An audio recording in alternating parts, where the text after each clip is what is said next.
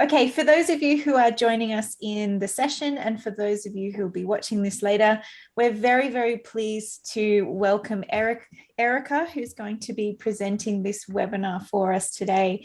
Now, Erika is a registered psychologist and she has many years' experience working with humanitarian and human rights actors. And we're so grateful to have her come and present today in this webinar series more broadly. First and foremost, we'll be talking about managing stress in this first one. And then in the second series, on the second webinar rather, on the 2nd of December, we'll be looking at vicarious trauma. And Erika, I'll pass over to you to give a bit of an introduction as well, but I just wanted to reiterate how very grateful that we are for your time and coming and speaking with us today and allowing us to record this session so that we can share it with some of our colleagues across the region. Now, when we were originally developing this humanitarian action course with the community of practice who went through the pilot program with us, a key concern that they had raised in any sort of reiteration of a new version of the course was around how we actually manage stress, or how we actually speak to the mental health concerns, or have some strategies in place to manage our own mental health in these particular settings, because sometimes they can be quite confronting, sometimes they can be very tolling and taxing, and there's a real risk of burnout and not being able to cope, and how we actually go about our work and without feeling completely disengaged by the types of work that we see, which happens time and time again, unfortunately, in the human rights space. So what we wanted to do is offer this particular webinar series to introduce some ideas to get the journey started. Now, everything will look different in your context. There will be different support structures. There'll be different policies and procedures from your own NHRI, and you'll need to work out what will actually fit for your particular context and going forward.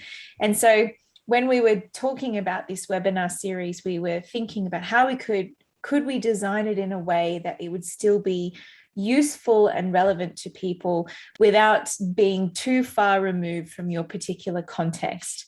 So we just wanted to, I guess, start off by that it will look slightly different in your own NHRIs and your own experience, but the points we'll be speaking to more broadly in this webinar series are around the basics of getting a bit of a sense around what stress looks like and how you might be able to manage it with some personal strategies.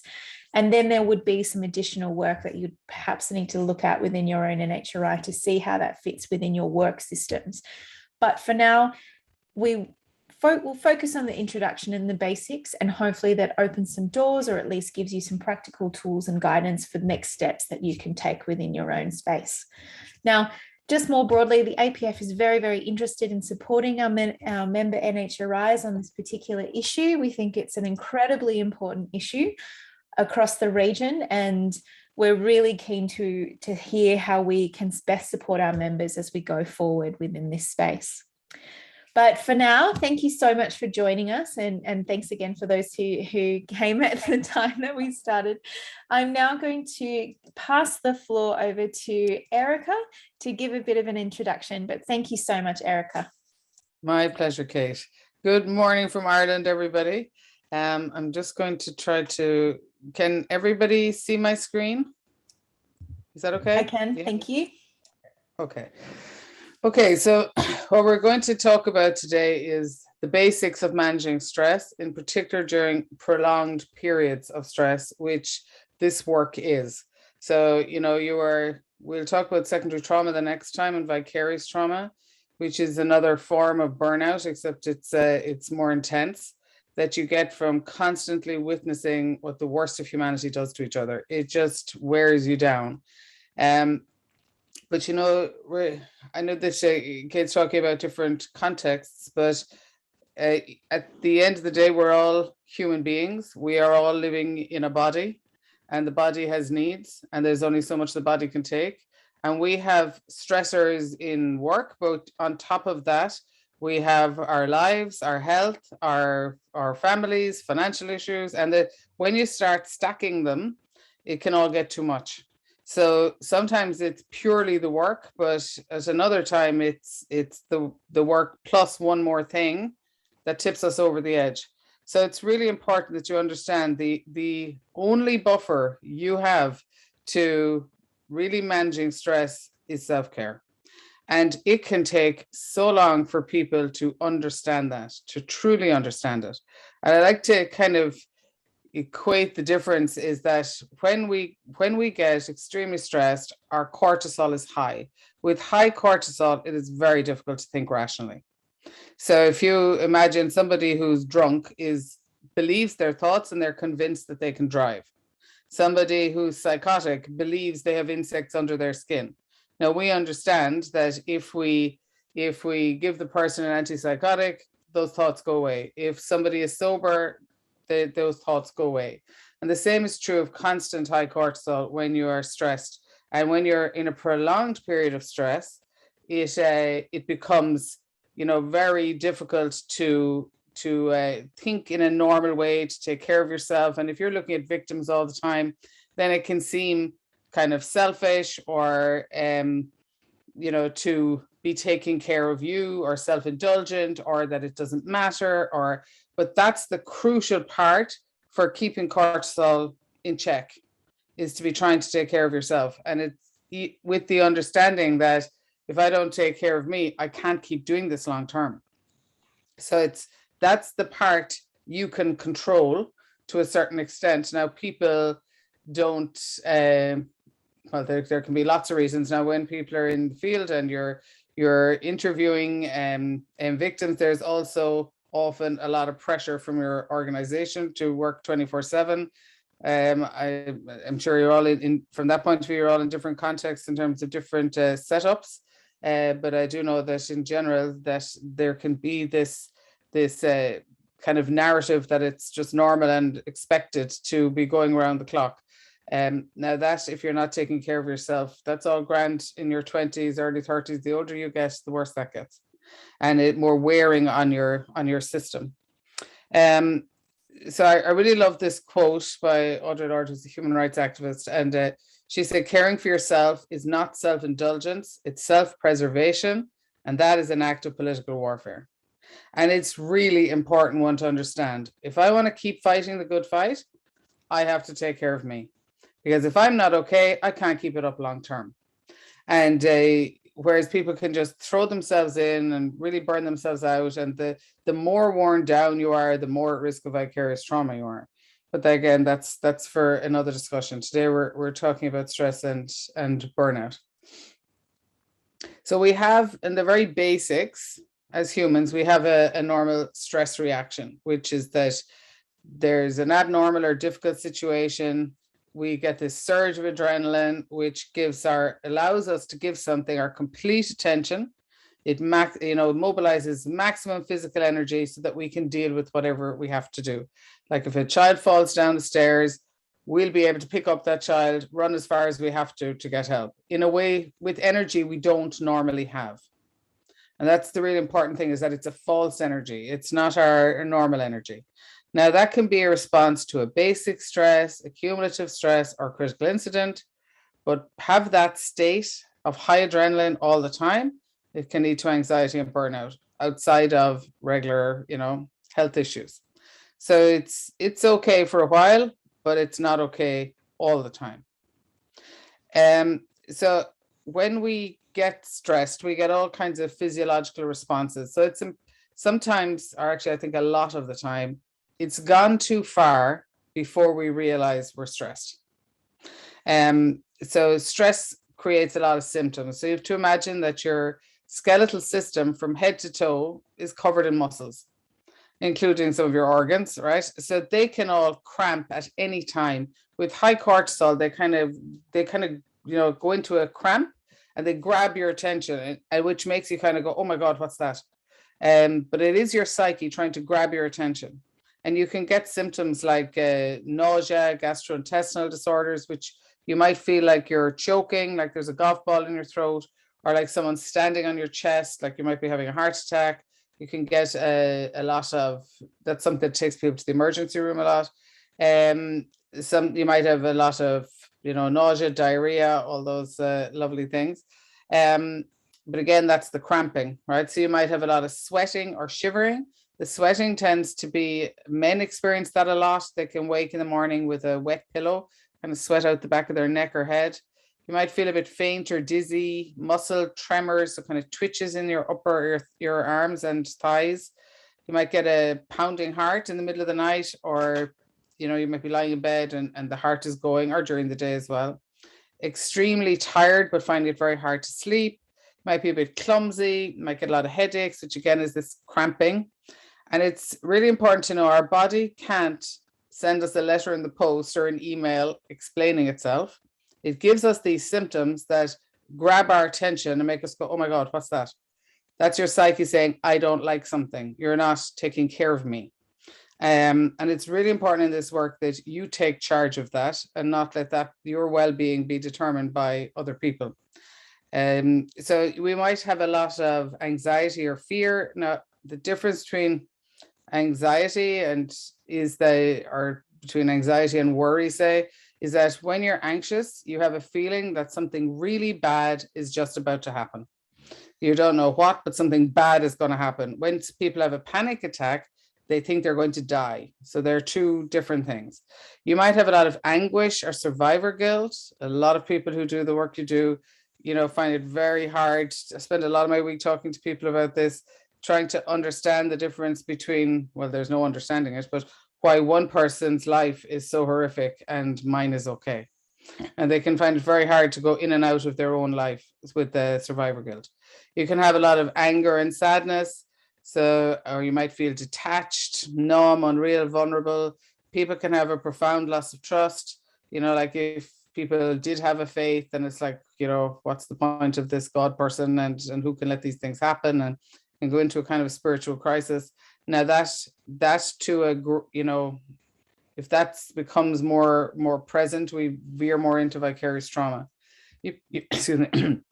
You might have a hard time concentrating. You might have racing thoughts, which just won't stop and they're going and going, or the opposite, which it can be very hard to think. You might have a lot of memory problems, confused. Intrusive images are very common when people are very anxious, and it's one they don't talk about. I'm going to mention them now because if anyone is having it, just to understand it's normal. So if you're very, very stressed, again, it's your psyche trying to grab your attention. Some people can have a feeling like they're going to stab themselves with knives or hurt someone else, and they're going, my God, what's going on? They don't actually want to do it, but they get these images. Or they can start, I don't know, what happens quite often. The most common kind of intrusive image is people thinking they're pedophiles, in that they at a very stressed time, someone sees someone from behind and think, oh, she's beautiful. She turns around, she's like 13, and they go, oh my God, I'm a pedophile, and can really get focused on these thoughts. And so it's just this constant distress caused by thoughts, and it's very common. So if anyone's having that, I really encourage you to reach out to somebody. And you're not a pedophile. So finding it hard to make decisions. Behaviorally, when we get overloaded, it's natural to want to withdraw, to try to stay, but it tends to be withdrawal from the wrong things. So people withdraw from the things that make them feel good. So they stop meeting their friends. They stop, I suppose, showing up for meetings or work, or they stop doing, fun things or anything. They just withdraw, and then they tend to work more, not less, in the withdrawal, only making the stress worse. They think they're going to relax a bit by withdrawing. They tend not to. And then it all compounds. It's okay for a few hours, but it's not okay for a few days. Now, a lot of people who with kind of I suppose high intellect can come a bit of being a little bit introverted. So withdrawal is kind of something the person does generally as a strategy, but it's just to know the difference between, and people who do it know they're doing it. They'll have been told it by people in their families that they're avoiding. And when you avoid, it gets worse. Stress gets worse. Or hyperactive. We all know that person who's really stressy and we're going, oh, for the love of God, sit down, stop. The dangerous driving is a very common one. People driving too fast. Emotional outbursts. So that could be crying out of nowhere or angry. Of course, there'll also come, we might be eating too much, drinking too much, drug use. If we're having a lot of symptoms, we're going to do something to cope with those symptoms. Again, all normal, but it sometimes that can get out of whack. You might find it very hard to rest, and you might find it hard to share with close people. So there's lots of different ways that stress presents. But I'd like you to see here, this was in the New York Times early in the pandemic, and I really liked this depiction of the difference between stress, worry, and anxiety. So when we're stressed, it's all going on in our heads. It's all the list of things we have to do and what do they want now, and just thoughts, lots of thoughts, and you're a bit annoyed by things and demands people have of you. When you're worried, you get a shot of adrenaline that goes through your body when you're like afraid something has happened to someone you love or yourself. Anxiety is different. Anxiety is all these symptoms we were talking about, plus this constant state of dread where you're expecting something really bad to happen. And then a worse version of that is a panic attack where you think you're going to die. But if you're in that state long enough, you're on your way to burnout. So there's lots of points along the way at which we can intervene. Now, what we want to do is manage stress so that it doesn't turn into the other. Now, when we talk about vicarious trauma, you'll see that in the work you do, the statistic in humanitarian work or in human rights work, same for doctors, therapists like me, the statistic for anybody working with traumatized people, secondary trauma is 12%. But burnout is up to 18%. So that's, nearly 2 in 10 will at some point in their career experience this. So the statistic is high in comparison to other jobs. So it's really important that you take your self-care seriously and that we keep it, if possible, at stress. The earlier you intervene, the faster it's resolved, just like with health issues. Just one more thing on burnout. Back in the dark ages when I started studying psychology, we called a burnout a nervous breakdown. Everybody understood a nervous breakdown was a serious condition. And in lots of cases, people used to be hospitalized. That doesn't happen anymore.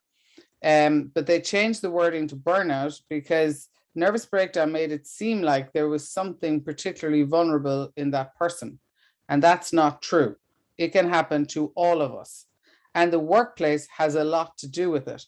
People trying to, having unreasonable expectations. As I say, this selling this notion that in the field it's normal to work 24/7. That's not a sustainable thing, and it's not okay. And that narrative has to change because it's not okay and it's not normal. And that's usually due to lack of resources, or all kinds of issues as to why people are there. But to see that that's not okay, and that you have a right to, people have fought hard for that, to sleep and to eat and to have a break, and that you take that really seriously, and that you say, I'm not going to be on this burnout list, because you getting burnt out does nothing for the victims, absolutely nothing. You having survivor guilt does nothing for the victims. It's really, what helps them is for you to continue to do the work. So you have to do whatever you have to do to take care of yourself so that you can keep doing the work. So, going over all your own, physical and emotional boundaries does not help them or you. And if someone reaches a burnout, a proper one, all right, you might be out of work for 3 months, 6 months, sometimes a year. But before you're back to pre-burnout functioning in your capacity to manage stress is 4 years. A 4-year recovery is no joke. You might be back at work, but anytime stress gets high, you get very distressed. You might be out on sick leave again. So understand it's not nothing.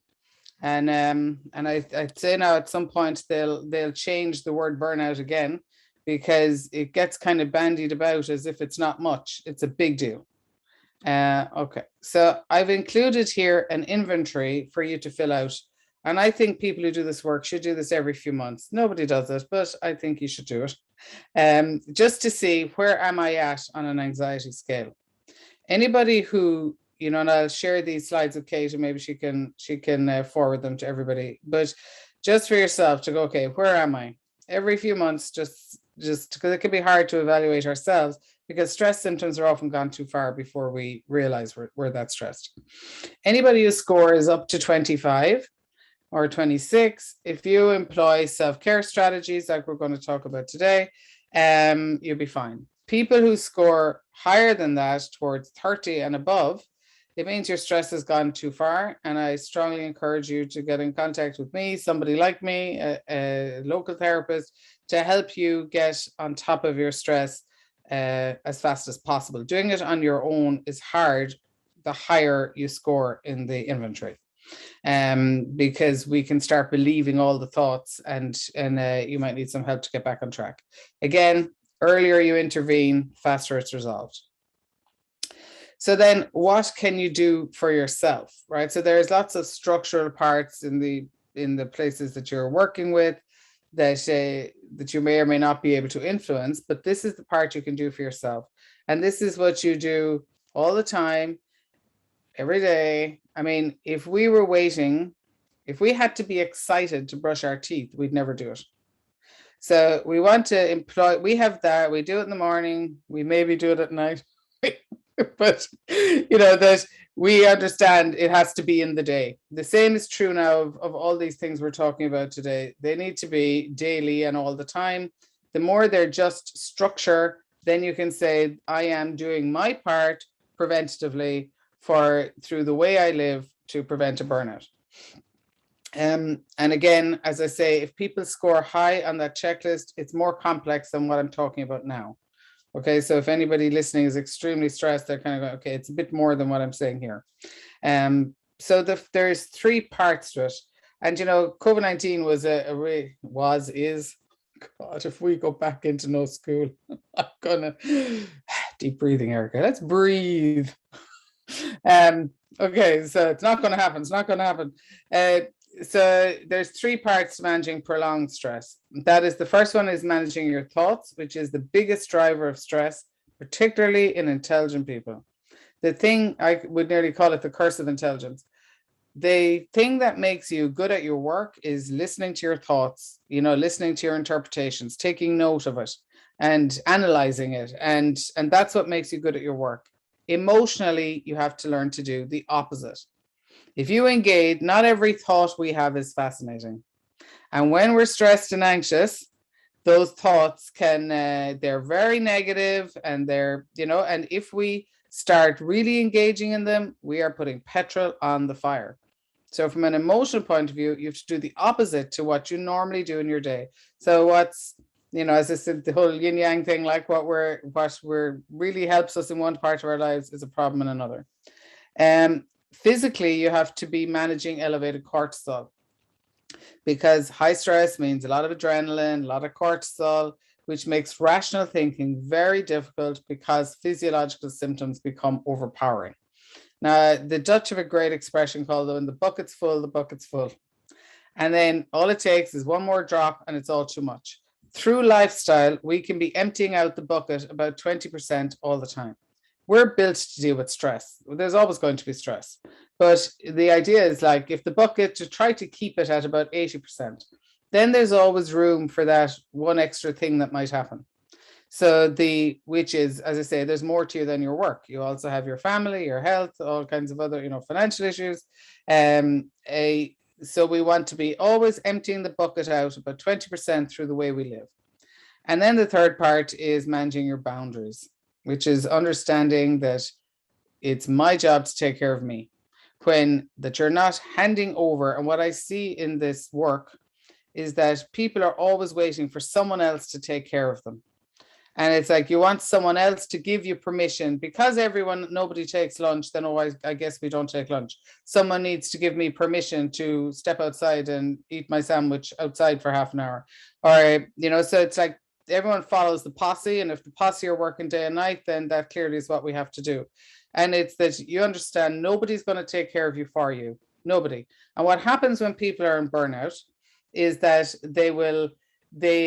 and I see this particularly in human rights work, is that then they're angry when they're out sick, really angry that the organization didn't take care of them, that nobody and that they're at home burnt out or struggling with vicarious trauma, and that no one's coming to check in on them, that, only questions they get is, when are you back to work?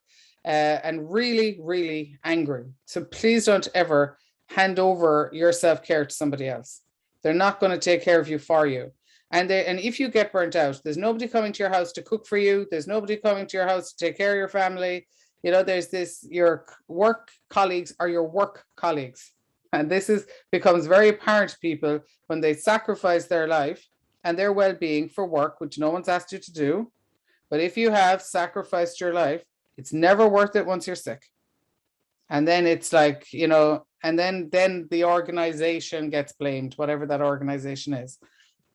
So it's really important that you know what you give, that you know what you give to the organization, that you know what you give to your family, to your friends, because if we know what we give, we have no problem saying that's enough.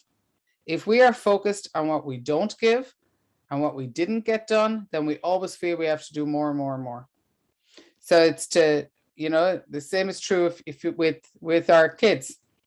If we get them tickets to, I don't know, Cirque du Soleil, let's go to the biggest circus. And then we're going to buy the €50 t-shirt, because the Cirque du Soleil t-shirt, and they get all the sweets and they get everything. And then you're in the car on the way home and there's someone moaning that they didn't get the spinny thing with the lights. All right. That makes you want to choke them. Like, are you kidding me? The ticket to that circus was 100 and something euros. You got the stupid €50 t-shirt. You got the €20 popcorn, and and you get really annoyed that they didn't get that stupid spinny plastic thing with the lights on it. But that's the way it is. If you just keep giving and giving them, people just want more and more and more, and that's all fine.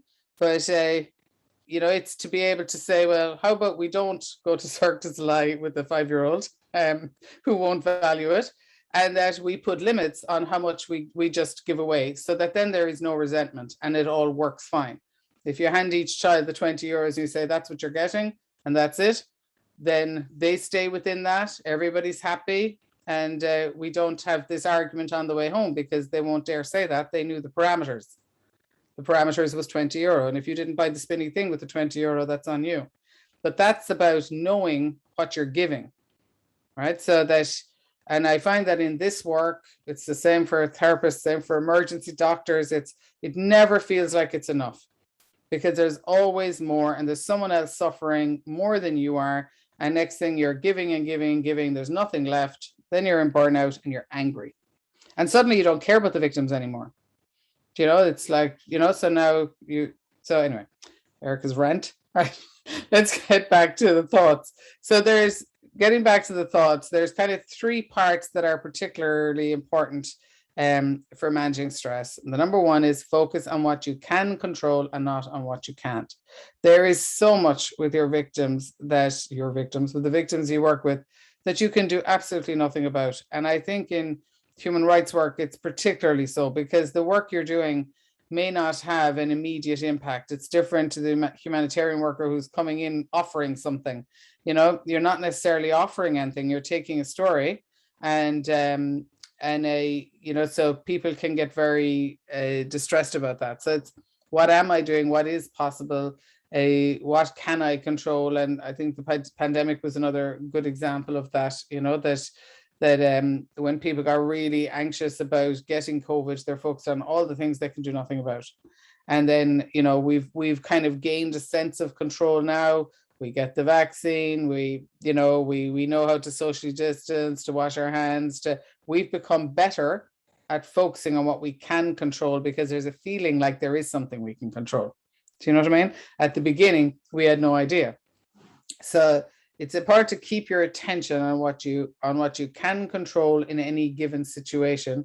When we are depressed, we look to the past, all the things we can't change, we can't do anything about it anymore, we can't control it. When we're anxious, we're looking to the future about all the things we have no idea whether they will or won't happen. So we need to, and every philosophy out there has tried to teach humans to be in today. If we focus on today, we can handle it. If we imagine that if today is a hard day and we imagine today is going to be like this for the rest of our lives, we get depressed and suicidal. And it's not the truth, right? So anxiety will always make you feel like something really bad's going to happen in the future.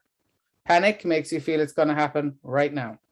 So it's what can I control in any given situation, and keep your attention on that, on what you did get done and what was good, what did happen, not on all the things that did not happen. The second part is to avoid catastrophizing. So in psychology, we would say that external life events activate our core beliefs about who we are, what others are like, what the world is like, and what we can expect from the future. And that causes a set of thoughts, emotions, and behaviors. And all of our core beliefs are different. Our core beliefs are developed in particular in the first 9 years of life. And so our core beliefs depend on where we grew up in the world, the values of that culture, the religious beliefs of a culture, and whether you were safe in your bed or not, whether you were loved or not. And they're activated by things that happen.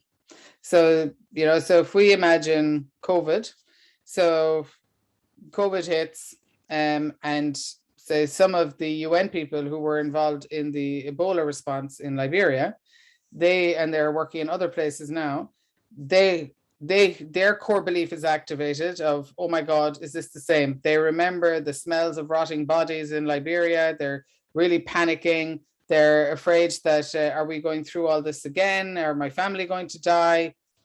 The trauma is reawoken. The same, for example, when COVID hit, I'm a single parent. My father died when I was 3. So I'm like, oh my God, what if I get COVID and die and Amy's on her own in the world? Then, but a person who's never had any trauma, they got COVID, it's just the flu. So very different responses based on your core beliefs and your experiences in life and your perception of safety. Now, but like people who choose this kind of work often choose it because they understand human suffering, because they've suffered themselves, right? So when we talk about trauma, in the next session, old traumas can also be reawoken. So when we're very stressed or worried or encounter a situation, and again, high cortisol means we're going to catastrophize more, so if you've ever had traumas in your past, they resurface when we're very stressed, when we're sick, when we're tired, when you have had a period of time where you don't sleep well, if you have a lot of financial worries, we regress. All of us, we get a bit younger in ourselves. And in getting younger, if everything went swimmingly when you were young, then that's fine. You tend to know how to take care of yourself at a time like that. If it didn't, self-care at a time like that can be poor, and it becomes substance use, right? So alcohol, food, coffee, cigarettes, whatever, and those things exacerbate it. But understand that we can all catastrophize when we're anxious. We imagine worst possible scenarios, all the things that can go wrong. And then when we do that, and we all do it, by the way, right? So when we get very stressed, so if you catch yourself doing that, it's to try to bring yourself back to the present moment. And this is the time to really understand engaging in the thoughts is going to make it worse, because the cortisol is high, all the thoughts are negative. Focusing on the thoughts is going to make it all worse. It's pouring petrol on top of the fire. We want to put sand on the fire to calm it down. Your first line of defense is to breathe, to fully oxygenate the lungs. And I'm telling you, people are often in therapy for 6 months before they get the importance of breathing, because it can seem so basic. But in getting cortisol down, your thoughts will change. Just like getting alcohol out of your system, your thoughts change. Okay, so we want to understand, bring cortisol down. So if you put your hands under your belly button, as you breathe in, you push your tummy out. As you breathe out, you push your belly button into your back. And you just keep breathing. The cortisol will come down, the thoughts will calm. Okay, and you understand, I will cope with whatever comes my way one day at a time. If today is a hard day and we imagine this is going to be the same for the rest of our lives, it becomes too much. So and probably the most helpful line to have in your head to repeat over and over is, this will pass. And that is the most helpful thing for depression or anxiety, because it's a fact. Once the body calms, the thoughts calm. If thoughts become really too much in a catastrophizing way, we would do stop, check the facts, opposite action, which is You imagine a stop sign, which is a sign to yourself, we're not doing this. We're engaging in the thoughts here. Stop. So you stop, you stand up, you take a physical step back, and I mean this literally. This is a sign to the brain, we're not going here. The next step is check the facts. Is there something I can do about this situation right now or not? If there's something I can do about it, we do it. If there's nothing you can do about it, you do opposite action, which is to very consciously take yourself out of the state. Like you might do with a child, you're going to distract them, you're going to try to make them laugh or whatever, right? So we want to do opposite action, which is to very consciously watch some comedy, jump around the room, put on music. It'll all feel fake, but I'm telling you what's really important, no matter how you do it, you have to very consciously take yourself out of the state, because the more you sit and crunch on the thoughts, the higher the cortisol is going. You cannot intellectualize your way out of emotions. You have to try to shut it off. And that's a really hard one for intelligent people to learn, because they're used to doing it, focusing on the thoughts all day. And the third part is to keep an eye on any checking behaviors you might have. When people are, with COVID was a real one where, people were anxious and then they were checking the statistics all day and night, checking online. The more you check the numbers, the more anxious you get. You're trying to find a way to feel safe. You're trying to look for information to see if someone else has knowledge that will make you feel better. So it starts out and it seems rational. Checking is fine once, twice maybe. Anything beyond that is anxiety. The same is true of, did I plug out the iron? When people are very anxious, they tend to do a lot of checking. So they might, check, is the door locked more than once? They might, we're all going to do it once. But more than that, you are anxious, which means we've gone beyond stress. So these are kind of signs that you've moved into anxiety if you're doing a lot of checking behaviors. We understand that when it comes to, when people are cleaning and then they get obsessive with that whole OCD thing. Obsessive thoughts and obsessive behaviors are very common in intelligent people. Because also what comes with intelligence is seeing all the problems, this capacity to see them and all the things that can go wrong. And as I say, this is all the negative part, right? So they're just three small bits on managing thoughts. Focus on what you can control, avoid catastrophizing. Understand that when the thoughts are being revved up, you have to rev them down through breathing, and then stop, check the facts, opposite action to try to get yourself out of that state, and keep an eye on checking behaviors. So next we're going to go into the second part, which is the part of how do I manage the elevated cortisol. Sorry. So when we're in situations that we can't change, it can be helpful to, we have to understand that there's been so much research done into well-being all over the world, and it doesn't matter what culture anyone is in, what's going on in their lives. Actually, there's so much research onto quality of life between even children with leukemia and their parents, and the perceptions on quality of life of each other and everything, right? But we tend to be happy, and we can increase our well-being. All of us, we're all the same animal. We might be in a different context, but we're all the same animal, walking the planet, doing our best. And our best on some days is better than others. But we can increase our well-being by 50% if we have these 4 hormones going in our brain every day. So we need to be very conscious of it. Regular, normal, safe life, right? We have this automatically. But when you are someone who does this kind of work and you go to the field a lot, then a lot of these things are taken away. COVID took a lot of these things away, right? So we want to be very consciously doing this on a daily basis, regardless of the context we're in. And then we can increase our well-being by 50%. This will keep us on top of our cortisol part. Now, if you are reducing your stress by 50%, the other 50% can feel quite manageable, right? So this part you can very consciously control. So we need dopamine, oxytocin, serotonin, and endorphins every day. We need these hormones going every day in order to feel good. Dopamine is our reward hormone. It creates feelings of exhilaration, bliss, concentration. We get it through drugs, but I won't be, telling we won't be giving you all a good drug dealer, but we get it through self-care activities, completing tasks, celebrating little wins. Every time you give yourself a compliment, like I did this well, or we got that done, or that you acknowledge all the things that went well in the day, that you did do well, you give yourself a shot of dopamine. So, and if you're doing that many times throughout the day, acknowledging because whatever you do in this work, it's never enough. You're never going to stop the psychopaths of the world doing what they're doing. It's just not going to happen. There's only another one popping up, right? So, well, as a human rights person, you're in there going, I saw that. By the way, I saw that. So that's what you're doing, but you're not actually stopping it happening. You're hoping long term that there'll be, I suppose laws or things change that will prevent it, but they're out there, right? So we need to say, okay, I need to notice what I did get done, what we are doing as an organization, what did happen. Every time you do that, shot of dopamine. We need oxytocin, which is our love hormone. That creates trust and bonding. It increases our self-esteem. It makes us feel able to do things, and it radically reduces stress. Now, we get oxytocin from sex and intimacy, playing with the dog, like a baby sniffing a baby's head. That's the most oxytocin you can ever get. Hugging people, connecting with friends and family, giving compliments, holding hands, that creates oxytocin.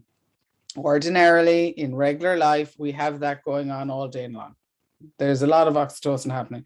COVID took it all away, and people got good and cranky. And especially people who are living on their own. They stopped trusting other people. They stopped trusting themselves. And they became quite insular, which is very hard when people are going, depending on the kind of lockdown people had, we can get kind of comfortable and cranky in our own space.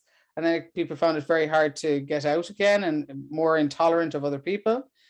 So try to be aware at times when you're isolated to get oxytocin in some way, which is to stay in contact with people you love and that love you.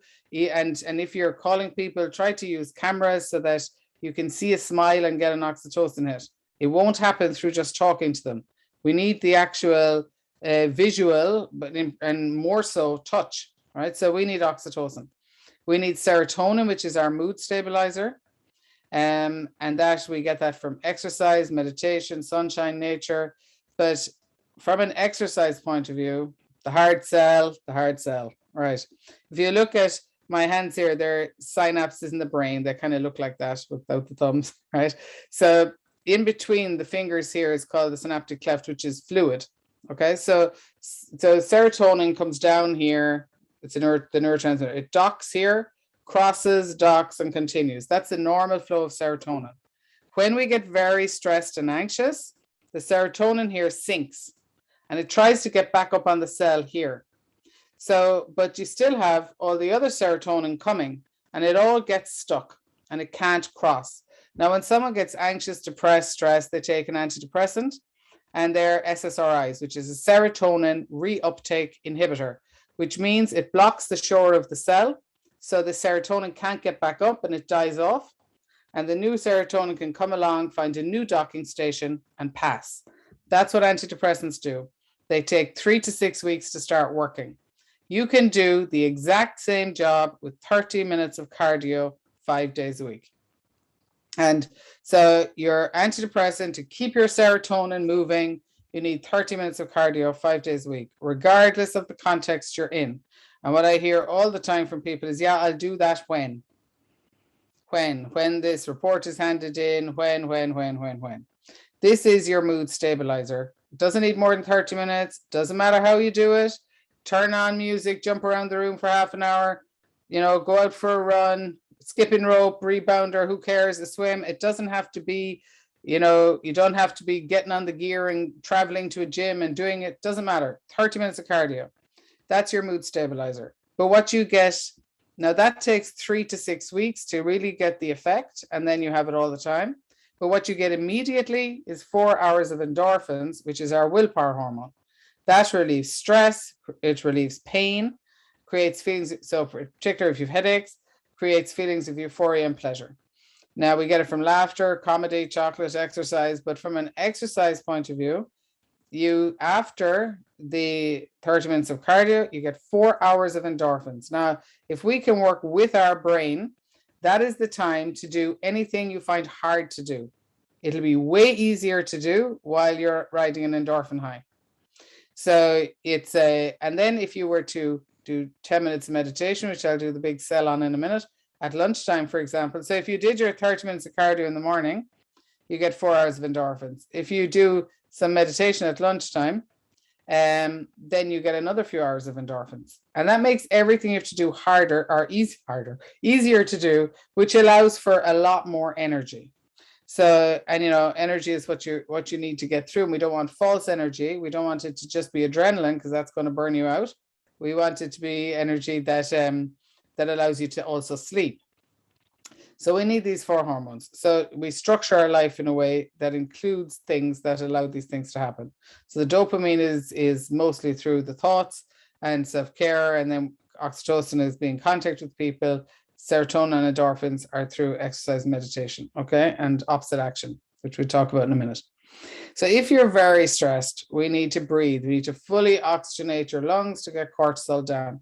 Because when we're stressed, we breathe very high up in our chests, and we're just not getting enough air in. So if you imagine smokers, they go out many times a day for 2 minutes and do deep breathing. That's what's actually relaxing them. They're taking a break and they're deep breathing. We have the negative effect, of course, of tar and all the rest in the lungs. But if you were stressed, it's important to do the same thing in another way. Open a window, step outside, and just breathe for 2 minutes. The Fitbits are fantastic, these gadgets. You can just stick your hand over it and do breathing for 2 minutes, and it buzzes, breathe in, buzzes, breathe out for 2 minutes, and then that's it. So you don't have to make this a big deal. We don't have to get out into fabulous nature to do it. Just stop and breathe when you're stressed. That's your first line of defense to get cortisol down. I've included here some breathing exercises. The first one is an alternate nostril breathing, which is really good if you're feeling panicky. Stress is way too high if that's happened, or cortisol is too high. The second one is the Wim Hof method, which he's the Iceman. He's been all over Instagram during COVID, but he's around for a very long time, a Dutch guy. So he has breathing exercises that for a lot of people I speak to, they would claim cured their anxiety completely. Men really like him in particular, but he has a breathing exercise that you follow with a cold shower. Now, if you want to know more about him, on Netflix, Gwyneth Paltrow has a documentary series called Goop. Episode 2 is about Wim Hof, so you can see a bit about him there. And the third one is a progressive muscle relaxation, which is more for winding down before sleep. We already kind of did the exercise thing. So, 30 minutes of cardio. For times when you're in the field, when you're not in a place to get to a gym or whatever, these are some great online exercise programs that people really like. I had lots of other ones earlier in the pandemic, but these are the ones I got a lot of feedback from as the favorites. Okay, so the first one is a fast walk. The next one is it's kind of a dancey yoga, African dancey kind of thing. Fantastic, but it's a mind-body one. The next one is the Les Mills stuff, which I'm sure lots of people in the Pacific know all about, the people who developed spinning and body pump. And they have like 1,000 workouts on this site for 11 Australian dollars a month. And they have on their spinning, body pump, HIIT, they have dance workouts, Shabam, and they have yoga and Pilates. I mean, everything. From 20 minutes to 40 minutes to an hour and a half, they're all on it. I've included here bedtime yoga with Adrian. I'll talk about that in a minute when we talk about sleep, but that's where it is. And I've included these shoulder and neck exercises that when people are in the field or during the pandemic, you can be sitting on your bed working, you're not at a proper desk. People get a lot of headaches and problems in their neck, a lot of stiffness in the neck. These shoulder and neck exercises really help people. It takes about 4 minutes a day. It's from the OHCHR method of back realignment. Fantastic, game changer if anyone struggles with tight shoulders, because that can become very stressful, which might get, if you're getting a lot of headaches, very hard to sleep. If you're not sleeping, the whole thing gets worse. Okay. Okay, so outside of exercise, it's really important to learn how to empty your head. People will often say, I wish I could take my head off, stick it on a charger and say, I'll be back to you later when you're more helpful, right? So the way we empty our head is to learn how to meditate. And, people who are religious, if they pray, they're doing something very similar. You're putting your worries to the back of your mind and you're focusing on a mantra or a prayer. And then you might believe that, not might believe, people who are religious do believe that their God is going to help them. So that's very powerful for people who are religious, but not everybody is. If you're not religious, there's a reason these rituals were created in all civilizations. They were created because for this exact same reason. How do I manage my worries? How do I, so if I focus on all these prayers, then I'm kind of, there's a feeling like I'm doing something about it. But either way, we need to learn. Meditation's a bit different, and that is to learn how to see a stressful thought coming and let it pass, not go and crunch on the worry and make it worse, right? So I think the best meditation app is Headspace. And I really encourage people, stick on the earphones, listen to the man prattle on for 10 minutes and get on with your day. You don't have to be all zen. You don't need the Buddha guy in the room. You don't need your incense. Just stick in the earphones, and it teaches you over time how to disengage from stressful thoughts. And of course, you have to really understand, first of all, that engaging in them doesn't help. And intelligent people often don't believe that because they got caught up in the high cortisol, right? So we need to learn to disengage. It's unhelpful. I can't control any of this.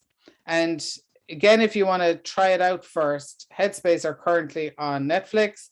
There's 6 episodes on Netflix for meditation. They're about 20 minutes. And they also have 6 episodes on sleep. So, but I'd say you try it out for 30 days and before you make any decisions. Anyone that does, they'll all say the difference it has made. Now, if you really don't like it, not everybody does, then, you can also do mindfulness, which if people play an instrument, then that's the same thing, okay? Play an instrument, but really loving playing the instrument. People who like to paint or get out in nature or whatever, but that's not always possible if you're out in the field. So, if we are in nature regularly, like as Irish people, we have incredible nature. And then we can forget how much that supports us psychologically until we don't have it anymore. And then we're going, why didn't I use it more? I mean, when you're kids and you're going, we're going to the beach on Sunday, oh God, don't want to go on the drive. No understanding of what it's actually doing for you until it's gone. So another very helpful mindfulness exercise can be to take off your shoes and socks and walk on grass or sand. The contrast between your skin and the ground takes your thoughts from your head to your feet. That works for about 10 minutes. Then you get used to it and it's not working anymore. But still, that has stopped the thoughts because you become aware of the contrast. Whatever way you do it, we want 10 minutes of meditation every day, 30 minutes of cardio. That is not much, right? And we can all find the time for that if we understand that it matters. Sleep. When people are very stressed, we can find it very hard to get to sleep. Now, we all understand that you can't have a child jump on a trampoline, jump in the bedroom window and fall asleep. Yet we somehow think that we are different. So, and in this work, it can be really, go, fall into the bed. Go, have a lot of alcohol, fall into the bed. What we want is that you understand your brain has to process the day. And it needs 2 hours before you go into bed to do that. So, again, you're in a human body. You might be trying to override it, but we all are in the same animal and the animal has needs, okay? So 2 hours before bed, right, if you find it hard to fall asleep, right, that you write down a to-do list of all the things you have to do tomorrow so that you're not in bed thinking about the things you have to do tomorrow, okay? So we do that 2 hours before bed. Then you turn off technology, old school. My mother would laugh if she heard me talking about this. Did we not teach you this? All right. So 2 hours before bed, then if you find it hard to sleep, do this bedtime yoga with Adrian that's in the exercise link. Again, no matter where you are, you can do this. So, and it's important that it's not that your routine isn't dependent on being at home. You have to be able to continue it when you're in the field.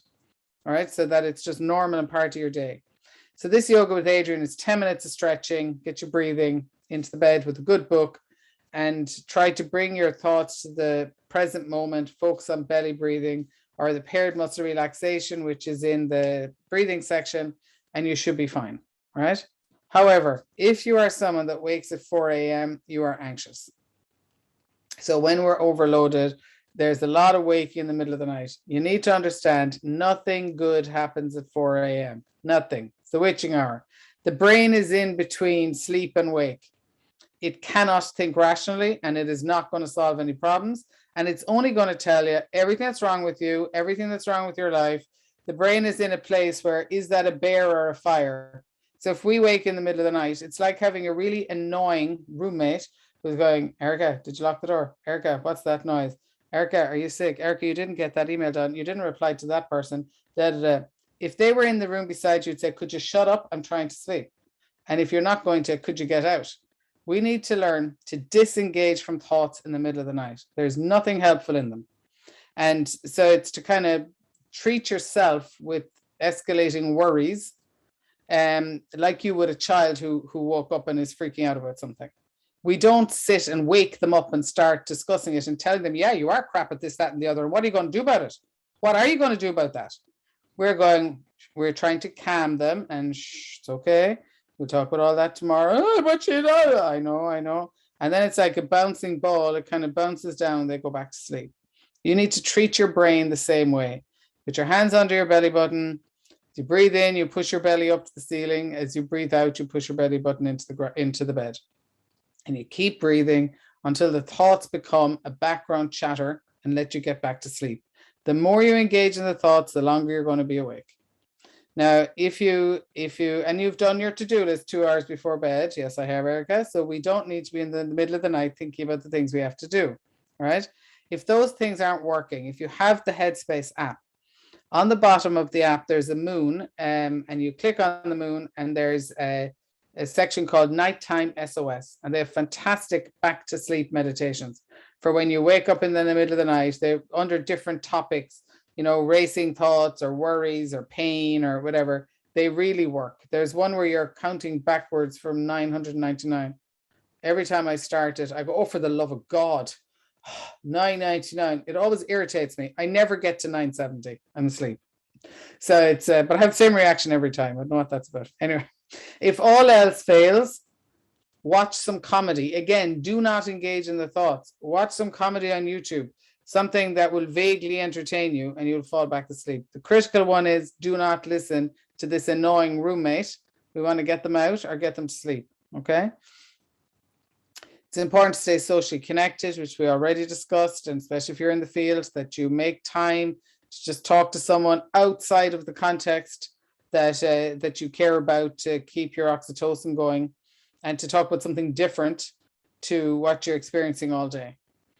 And it's really important to keep routine and structure, because when we're anxious, we tend to, freeze, avoid, retreat, makes anxiety worse. And what we all do when we're really stressed is the first thing we do is fling our well-being out the window. So we stop eating, we stop exercising, we stop talking to friends, and we work more instead of less. And we eat more rubbish, drugs, drink, whatever, loads of coffee, and we wonder why we're not feeling well. And we all do the same thing. We're not that bright an animal at times, I mean, have a look at us around the planet. I mean, come on. If there's life on other planets, I reckon they're on the outside in some, fabulous flying machine saying, John, break out the popcorn. They're doing it again. This is hilarious. Look at them. They're doing it again. We're just not that bright, right? When it comes to taking care of ourselves and each other when our stressors are very high, right? So when you're really stressed, that's when we need to hang on to normal life structures more than at any other time, because that's the scaffolding that keeps us able to continue to do it. Otherwise, we're under the work with this big mountain on top of us. We want to be on the side of it, looking at it and able to have perspective on it. And that involves taking care of yourself throughout the day, so that you can keep doing it. And then we get up again tomorrow and we do what is possible. Not what's not possible, we do what is possible within that day. That includes our own well-being. Again, make sure in this work it's very heavy. And what a lot of human rights people that I speak to do when they're very stressed is they finish work and then they start reading about human rights abuses. It's like, as if we didn't have enough of it all day. Let's go read about it now tonight. So like, you need to get opposite action into your day. Try to get some bit of comedy into your day at the end of a day. Watch something that entertains you. If you're not somebody who likes humor, then listen to music, or as I say, do something that is or read a book about something completely different. But make sure you're getting opposite action into the day to balance it out, so that you can get up again tomorrow and again deal with what the worst of humanity does to each other. But you have to give your brain a break, or you're setting yourself up for burnout. And again, just the last bit is to understand nobody's going to take care of you for you. And the older you get, the more true that is. When you're young, older people take care of you. The older you get, nobody even asks how you are, right? So you have to learn that it's my job to take care of me. And I'm not abdicating my well-being to an organization or to other people. And don't make it big either, because it isn't big. You just got to get to bed. You got to get 30 minutes of cardio in. You have to eat. You have to be able to say no. Do you know what I mean? You have to be able to laugh a bit, because people can make self-care so big that, I don't have time for it. Well, you know what I mean? There is the time if you decide that your well-being matters long term. So there's my little rant for today. So I hope there's something useful in there for you. So maybe we can stop the recording and see if anybody has any questions or thoughts.